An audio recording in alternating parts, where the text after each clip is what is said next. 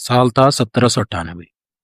सूरज डूबने को था और मिस्र की अबुकिर खाड़ी में समुद्र धीरे धीरे उबलने लगा था। लहरें शांत थी, लेकिन हवाओं में तूफान का अंदेशा था। आसमान के नीचे दो महाशक्तियां आमने सामने थी, फ्रांस और ब्रिटेन।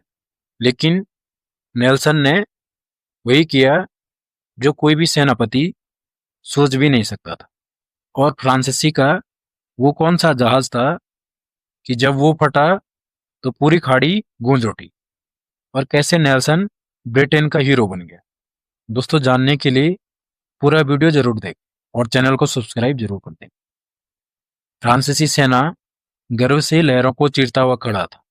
नेपोलियन बोनापार्ट ने एक बड़ा सपना देखा था, भारत तक पहुंचने का, ब्रिटिश व्यापार को तोड़ने का और मिस्र से होते हुए पूर्व में साम्राज्य फैलाने का।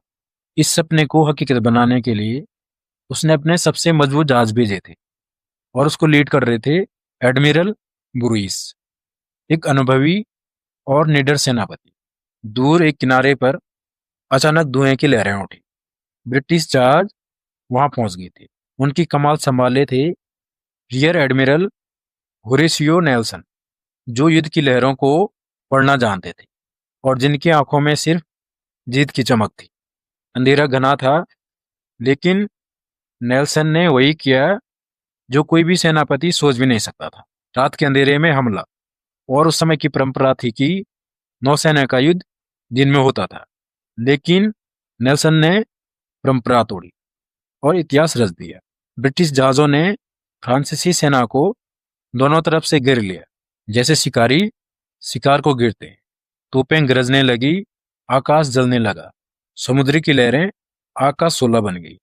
फ्रांसीसी जहाज एल ओरिएंट में इतनी बारूद थी कि जब वो फटा तो पूरी खाड़ी गूंज उठी, जैसे आसमान फट गया हो। आग की लपटों ने रात को दिन बना दिया और जहाजों की मलबे में इंसानों की चीखें, धुएं की दीवारें और जलते हुए जहाजों पर वीरता की आखिरी सांसें तैर रही। और अगली सुबह खाड़ी शांत थी, लेकिन पानी में सिर्फ जलते जहाजों की परछाइयां और बिखरे हुए शव थे। ब्रिटिश जीत चुके थे। फ्रांसीसी सेना पूरी तरह नष्ट हो चुका था और नेपोलियन मिस्र में फंस गया था और उसके सपनों की राह कट गई थी।